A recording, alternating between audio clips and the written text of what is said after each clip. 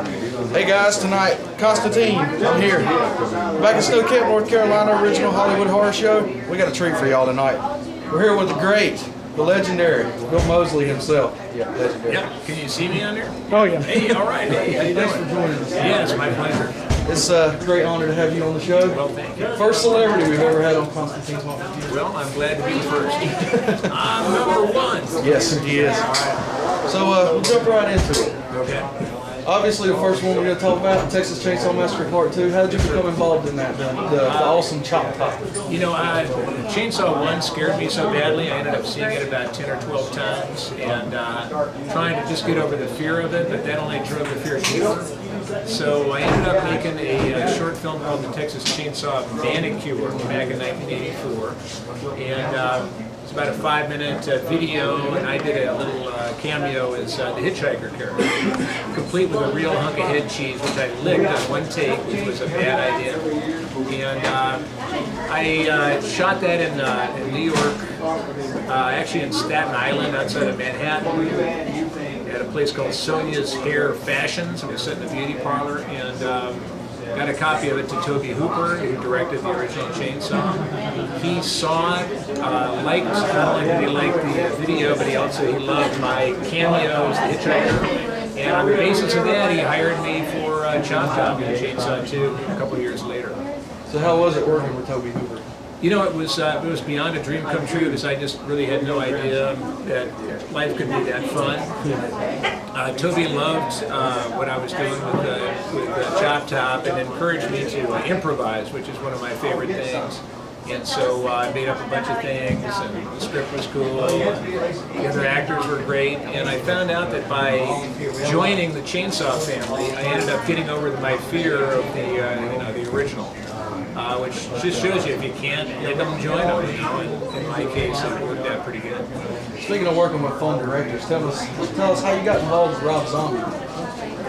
Rob Zombie I met at a horror award show back in October of '99. It was at Universal Studios in Cali, outside Los Angeles, and I was the MC of this little award show, and I came dressed as Chop Top in the tuxedo, and I did the whole, I emceed the show, and I ended up handing Rob his award. It was like a little kind of oxidized green demon statue called an Igor Award, and I handed it to him in character. And he was freaked out because he was a big Chop Top fan, and I talked to him after the show, and about a month later his manager called me up and said Rob has just had a script for something called House of 1,000 Corpses, green lighted by Universal, and he'd like to know if you want to be in it.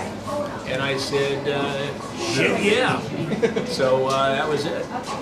That's how Otis was born, thanks to Chop Top. Otis, probably one of the most brutal on-scene characters ever played. Yep. So how did you come about the character of Otis? Did they tell you what to do, or did you just kind of build into it? I kind of built into it. I never really got Otis until we were shooting some extra scenes for House of 1,000 Corpses. I kind of went through. Rob helped me a lot. I at first had thought he wanted just Chop Top with long white hair, but he kind of, in Chop Top, I was kind of clinging on to Chop Top like it was my security blanket, because it was like, that's my character. And he gently but firmly unpried my fingers and walked me to Otis. I remember there was one scene where I come out, the cops had invaded our farm, I come out, from behind them, some junk in the front yard, and I got a gun drawn, and I draw the gun on the deputy. And I walk out, and I'm telling him that, Piggy, put your fingers behind your head, Piggy. And Rob said, that was great, let's try it again. And this time, why don't you just scratch your belly as you're coming out? So that helped me find the character. It's kind of like, oh yeah. And I never really, I kind of had an idea of Otis, but about 6 weeks after we had finished production, we shot some extra stuff. And we did a scene, the black and white scene with the Run Rabbit Run scene. And that's when I really got, oh yeah, this is Otis. Hunting humans ain't nothing but nothing. They all run like scared little rabbits. Run, rabbit! That's when I like, oh yeah, that's Otis. And So I finally got Otis, and good news was when we did Devil's Rejects, I had Otis. So it's kind of like House of a Thousand Corpses, if you want to put it in like new car terms. It was kind of like checking out the car, kicking the tires, you know, the car being Otis, and then, you know, making the sale, and then Devil's Rejects was like taking him out for a spin. Yeah. And so that was fun. It seemed like the character changed between the two movies. Yeah. Well, you know, I got the character, so that was part of the change. But also, it showed me that Rob was really a genius to take, instead of making a sequel, which is usually just a rehash of the original, based pretty much entirely on box office considerations.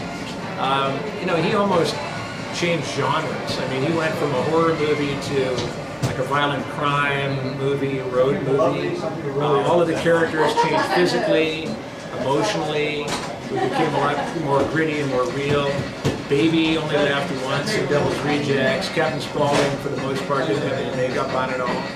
So it was, you know, and Otis went from being an albino to, you know, a blue-eyed guy with a beard and a shaggy and sandy hair. So it really was amazing. I was amazed that he could just, you know, had the vision to change genres like that, to explore some other aspects of the Fireflies and filmmaking in general. How long after that did he tell you he was going to be doing a remake of Halloween? I don't know. I mean, that was, you know, months. Was it a year maybe later? I wasn't even really a part of it until he got some money, I think, to shoot some extra scenes after he had shot the original. And, you know, I came back with Leslie Easterbrook and Tommy Tolles and, you know, security guards, and so we just were in a couple of scenes. But I thought he did a great job. Now this, I was going to ask this the way I prepared it in my head. Somebody comes to you and they say, okay, we got this thing, it's a Gothic rock opera, and they lay it in front of you. What's your first thought when you read that script? Of course, I'm talking about Repo the Genetic Opera. Well, the first thought I had was it's Darren Bousman, who directed Saw 2, 3, and 4. And so anything that Darren Bousman was telling me, you know, I was certainly paying attention to. Weirdly enough, years before he did come to me with that proposal, I had gone, a friend of mine had said, hey, there's this weird little play on Hollywood Boulevard in some, like, you know, like some storefront theater with a bunch of, you know, black light, neon glowing stuff. It's kind of weird. And I went to it, and it turned out to be, you know, the original Repo. And I think Darren directed the stage show, at least at that time in its evolution. And so when he came to me and said, hey, I want to, you know, what do you think about this? I said, you know, shit, I've already seen that. And then, you know, so that was a connection. It was awesome. You know, I love the script.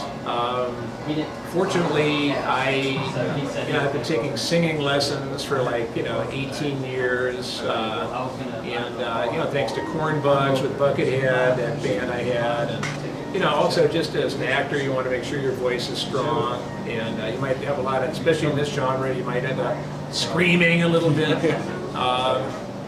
So I actually was able to take, you know, they wanted me to audition. Darren said, look, I know you can kill people. And I said, well, thank you. And he said, but, you know, this is an opera, so you got to sing, too.